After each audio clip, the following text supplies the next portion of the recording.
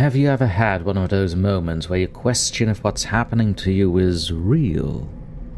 Like, not a bad dream, but something deeper, something that makes you wonder if your entire reality is just wrong. I don't tell many people this, but a few months ago something happened to me, something I still can't explain, and the more I try to figure it out, the more lost I feel. Maybe talking about it will help, but honestly, I'm not sure anymore.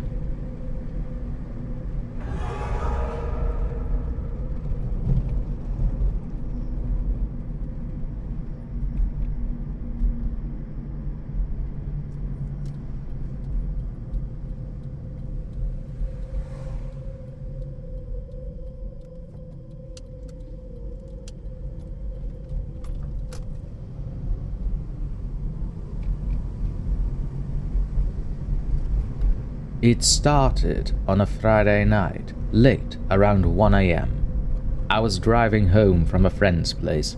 The streets were dead quiet, and I was just listening to the hum of my engine and the occasional static from the radio. It was one of those nights where everything feels surreal, like the world is asleep and you're the only one left. I was only a few miles from home when I saw it. A car on the side of the road, hazard lights flashing. It was a dark sedan, looking pretty old, and there was a guy standing next to it, waving me down. I should have kept driving. I don't know why I didn't. I mean, it was late, middle of nowhere, and something about the way he was waving felt off. But I pulled over. The guy looked normal enough, wearing a jacket, jeans, but when I rolled down my window, he just stared at me for a second, like he wasn't expecting me to stop. "Everything okay?" I asked. He blinked, as if coming out of a trance, and nodded. Yeah. My car broke down. Think you could give me a ride to the gas station? Now, normally I'm cautious, but something about him made me feel like I had to help, like there was no other option. So I unlocked the door, and he got in. We didn't talk much. He didn't tell me his name, and I didn't ask.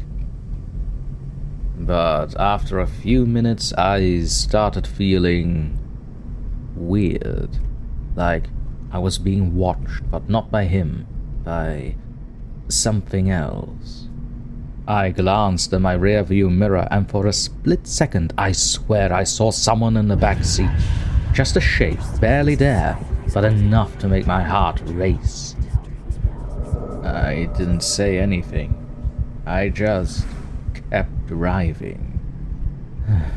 Then about 5 minutes in, the guy turns to me and says, "I've been here before." "What?" I asked, trying to keep my voice steady. He looked at me, his face completely blank. "This exact drive, this exact moment. You picked me up before." I laughed nervously, thinking maybe he was messing with me. "Yeah, I doubt that. Must have been someone else." He shook his head, slowly. "No, it was you, and I'll prove it." That's when he started describing things. Not just general stuff, but specific details. He knew what I had in my glove compartment, a receipt from a coffee shop I'd been to earlier that day. He described the air freshener hanging from my mirror, the little tear in the fabric of my passenger seat. I hadn't shown him any of that. There's no way he could have known.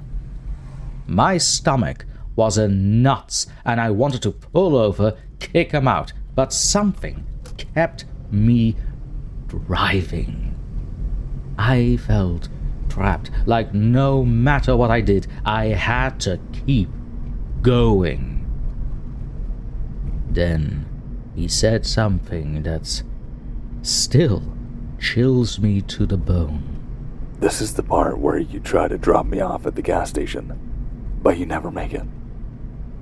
What the hell are you talking about? I asked, my voice shaking now. I glanced at the GPS. The gas station was only a mile away. I could see the lights up ahead. He smiled, this slow, creeping smile that made my skin crawl. You've already done this, over and over again. Every time you try to get there, something happens, something stops you, and you end up right back where you started. I didn't believe him. I couldn't. But when I looked at the road ahead, something changed. The gas station lights flickered, and then they were gone. The road stretched out endlessly in front of me. No buildings, no signs, just darkness. Like the world had shifted, and I was the only one who noticed. I don't understand, I muttered, gripping the steering wheel so hard my knuckles turned white. You're stuck, he said softly. You've been stuck for a long time. You just don't remember. I slammed on the brakes, heart pounding, and turned to face him. But he wasn't there. The passenger seat was empty. I stared, my breath coming in shallow gasps. How the hell could he have just disappeared? I looked around, frantically searching for any sign of him, but then I noticed something even worse. The road outside my window. I recognized it, but not from earlier in the night, from last week, last month. It was the same stretch of road I'd been driving on every Friday for the past few months, on my way home from my friend's place. Always late at night, always alone. I slammed the gas pedal, trying to get back to the city, to any sign of life. But the road just kept stretching on endlessly. I felt like I was driving for hours, but nothing changed. It was as if the world outside the car didn't exist anymore, just an infinite loop of the same road, the same dark horizon. And then my phone buzzed. I fumbled for it, nearly dropping it in my panic. There was a new message from an unknown number. It said, "Welcome back." That's when I knew. I'd been here before, just like he said, and I'll be here again. So now I'm telling you, whoever's listening to this, if you ever find yourself driving late at night and you see someone stranded on the side of the road, don't stop. Keep going. No matter what you feel, no matter how much you think they need help, don't stop. Because once you do, you're never getting out.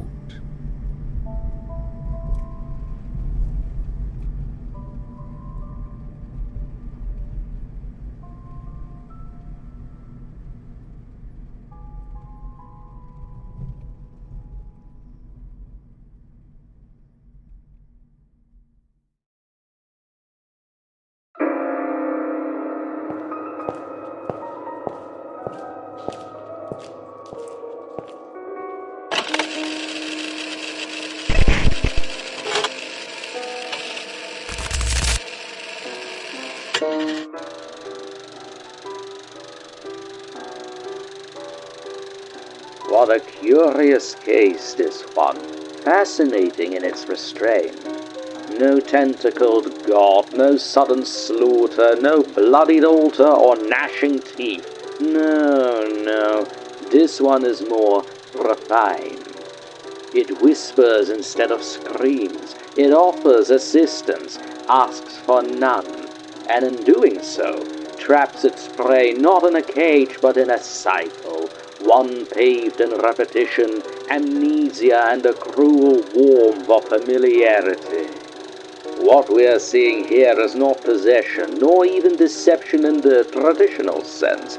It is reduction, the will shaved down across countless reiterations until only the act remains. Driving, arriving, forgetting, repeating. The other, the passenger, or perhaps the puppeteer, is not malicious. That would imply conflict. No, it is worse. It's indifferent. He is not hunted, merely harvested, groomed into a tool, repurposed infinitely under the illusion of agency. Therein lies the dread. Not in violence or fear, but in the erosion of self, beneath a ritual so gentle, so seamless, it becomes indistinguishable from choice. It's elegant, economical, one might even say. A closed system fed by the belief that it must be new this time. And that belief, my dearest patients and friends, is the leash. Now here's a system I can most certainly utilize in some undesired parts of my asylum.